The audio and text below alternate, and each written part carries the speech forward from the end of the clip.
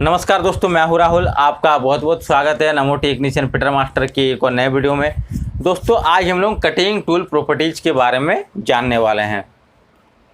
तो cutting tool को पहले समझ लेते हैं। तो जब भी हम लोग मेटल कटिंग करते हैं, मशीनिंग करते हैं, तो जिस टूल का यूज हम लोग कटिंग के लिए करते हैं वह हमारा कटिंग टूल कहलाता है। तो आज हम लोग जानेंगे कि कटिंग टूल में क्या क्या गुण होना चाहिए, क्या क्या प्रॉपर्टीज होना चाहिए। तो आज हम लोग मेनली 5 प्रॉपर्टीज को डिस्कस करेंगे, जिसमें हमारा है hot hardness, wear resistance, toughness, thermal conductivity और कोएफिशिएंट ऑफ फ्रिक्शन।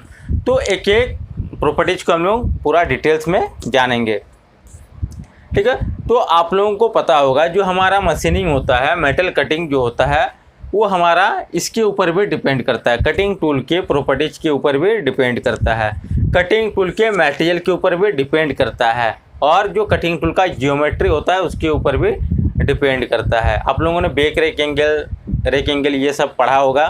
मैंने भी सिंगल पॉइंट कटिंग टूल का टूल जियोमेट्री के बारे में एक वीडियो बनाया हुआ है, ठीक है।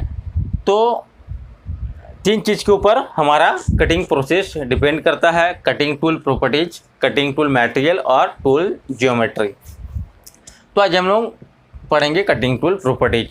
तो चलिए सबसे पहले हम लोग जान लेते हैं हॉट हार्डनेस के बारे में। तो दोस्तों आप लोगों को पता होगा जो हमारा कटिंग टूल होता है वो हमेशा बेस मटेरियल से हार्ड होता है।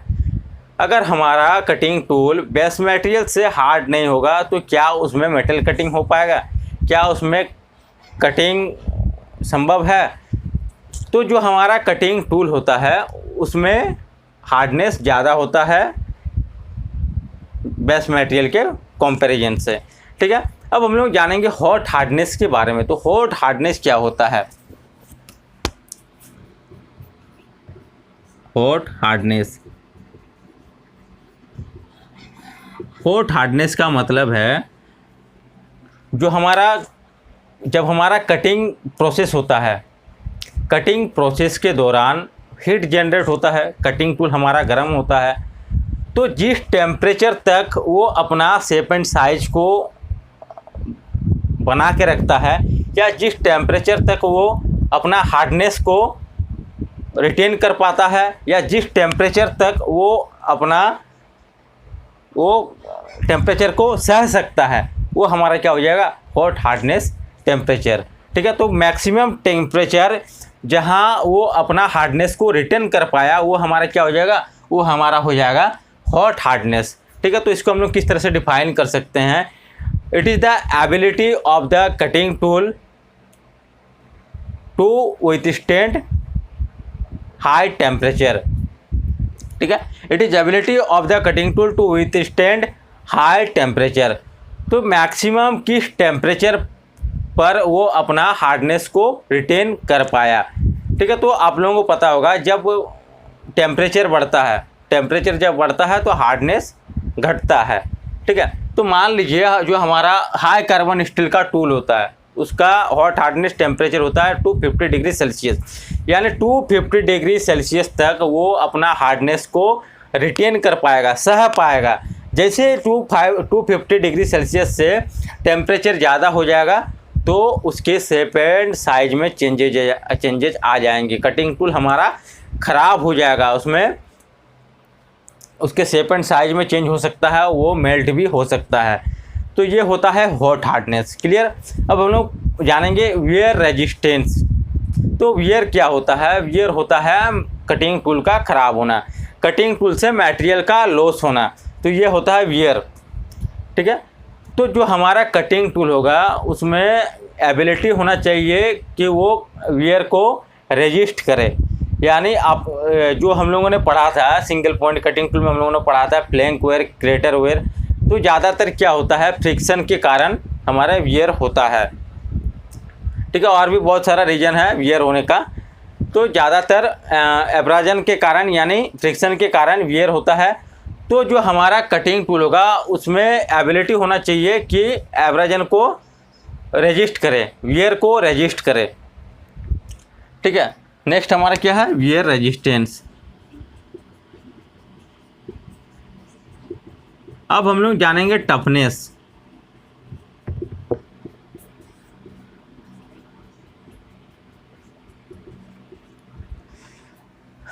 ठीक है।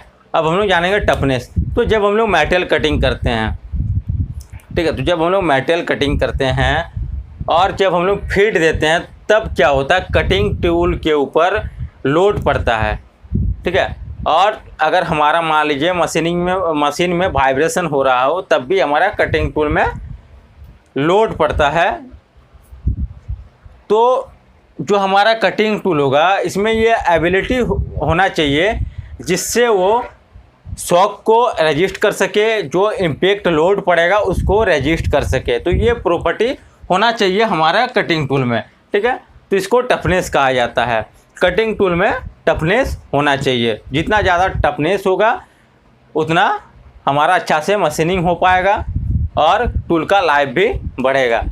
नेक्स्ट हम लोग जानेंगे थर्मल कॉन्डक्टिविटी। नेक्स्ट हम लोग जानेंगे थर्मल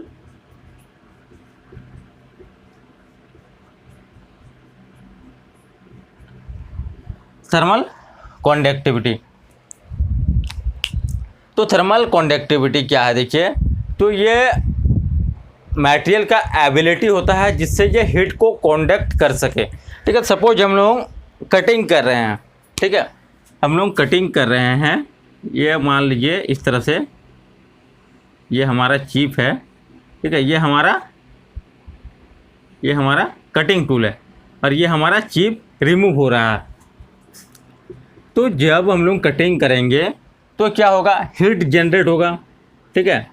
यहाँ पर ज़्यादा हीट जनरेट होगा जहाँ पर हमारा कटिंग टूल मेटल के कांटेक्ट में आ रहा है। तो अगर ज़्यादा थर्मल कॉन्डक्टिविटी होगा, यानी इससे होके हीट हमारा कांटेक्ट हो सके, मान लीजिए यहाँ पर ज़्यादा हीट जनरेट होगा तो ये पूरे बॉडी में हमारा क्या होगा, हीट ट्रांसफ़र होगा, इधर भी ट्रांसफ़र होगा, ठीक है। चिप से होके हुए भी हमारा हीट का ट्रांसफ़र होगा। तो इससे क्या होगा, हमारा जो कटिंग एज होगा ये ख़राब नहीं होगा क्योंकि वहाँ से हीट का ट्रांसफ़र हो जा रहा है। इसी को थर्मल कॉन्डक्टिविटी कहा जाता है।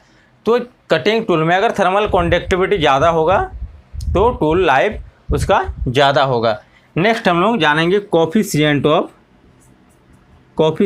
फ्रिक्शन।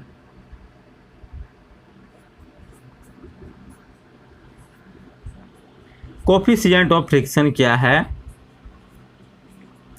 तो यहाँ पर देखेंगे कटिंग टूल है और हमारा जॉब है, ठीक है। तो दोनों के बीच कितना अमाउंट में फ्रिक्शन एग्जिस्ट कर रहा है। जब हम लोग कटिंग कर रहे हैं तो कटिंग टूल और मटेरियल के बीच कितना फ्रिक्शन हो रहा है, कितना अमाउंट में फ्रिक्शन हो रहा है, ये होता है हमारा कोफिशिएंट ऑफ फ्रिक्शन। तो जितना लो होगा कोफिशिएंट ऑफ फ्रिक्शन किसी भी कटिंग टूल में तो उतना बेटर परफॉर्मेंस होगा, ठीक है। तो दोस्तों यही था 5 इम्पोर्टेंट प्रॉपर्टीज़ जिसके बारे में आपको जानना ज़रूरी था, क्योंकि अगले वीडियो में हम लोग कटिंग टूल के मटेरियल के बारे में जानेंगे। तो ये जितने टर्म्स है ये यूज होने वाले, तो उसीलिए ये सब जितने भी टर्म्स हैं, जितने भी प्रॉपर्टीज़ है आपको जानना ज़रूरी था। तो यही था हमारा कटिंग टूल प्रॉपर्टीज़ के बारे में। तो अगर आप लोगों को ये जानकारी अच्छा लगा तो वीडियो को लाइक ज़रूर कर दीजिए। साथ ही साथ अगर आप अपने भाई को सपोर्ट करना चाहते हैं तो शेयर ज़रूर करिए, और अगर आप हमारे चैनल में नए हैं तो चैनल को सब्सक्राइब करके बेल आइकन को प्रेस ज़रूर कर लें, जिससे मेरे सारे वीडियो का नोटिफिकेशन आपको मिल जाएगा। तो फ्रेंड्स मिलते हैं नेक्स्ट वीडियो में, तब तक के लिए धन्यवाद।